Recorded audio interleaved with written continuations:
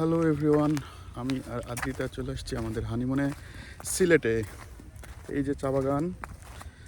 গতকাল রাত্রে আমরা রওনা দিই সাভার থেকে শ্যামলী বাসে করে, বাট সাভার থেকে অন্য কোনো ভালো বাস না পাওয়ায় আমরা শ্যামলীতে করে আসি।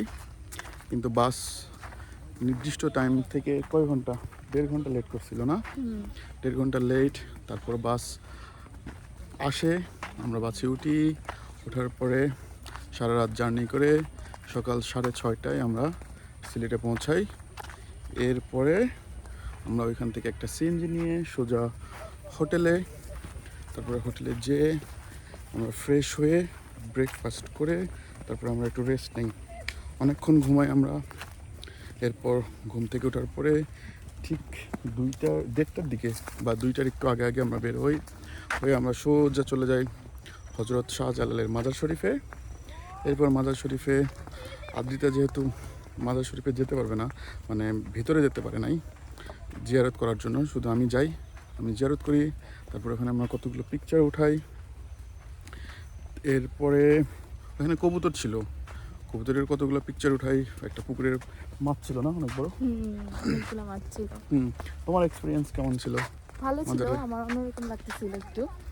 ওকে, এরপরে এত দূরে আমার ফার্স্ট টাইম জার্নি, আমার একটু ভালোই লাগছে। Excited, so excited. এই যে এদিকে একটু চা বাগানের কিছু অংশ আছে এখানে, বাট এখন এটা একদম গ্রে লাগতেছে, কারণ এর সবুজ লিফগুলো নাই, সবগুলো কেটে শেষ। আচ্ছা, যাই হোক, এরপরে আমরা শাহজালালের মাজার শরীফ থেকে একটা সিএনজি নিয়ে, এইখানে কিন্তু একটা জিনিস মোস্টলি ইম্পর্টেন্ট, সেটা হচ্ছে যে সিএনজি ভাড়া অনেক বেশি। সিএনজি ভাড়া তুলনামূলক অনেক বেশি, একটু গেলেই 100 টাকা, একটু গেলেই 100 টাকা।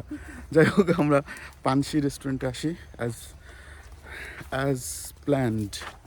আমার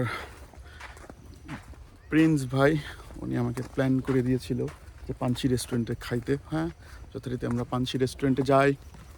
ওইখানে গিয়ে দেখি, ওরে বাবা, অনেক মানুষজন খেতে এসছে, অনেক অনেক মানুষ, তাদের নিচে উপরে ডানে বামে সব দিকে মানুষ।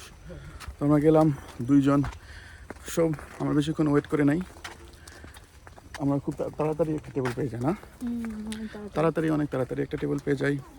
এরপর আমরা ওখানে অ্যাজ ইউজুয়াল তাদের স্পেশাল ভর্তা, ডাল, চিকেন ভর্তা, ওকে, তাদের চিকেন ভর্তা শুদ্ধ ভাতটা খেয়ে আমরা আবার বের হই সিলেট স্টেডিয়াম। প্লাস আমরা একটা সিএনজি নেই, একদম বুক সিলেট স্টেডিয়াম প্লাস এই চা বাগান দেখার জন্য।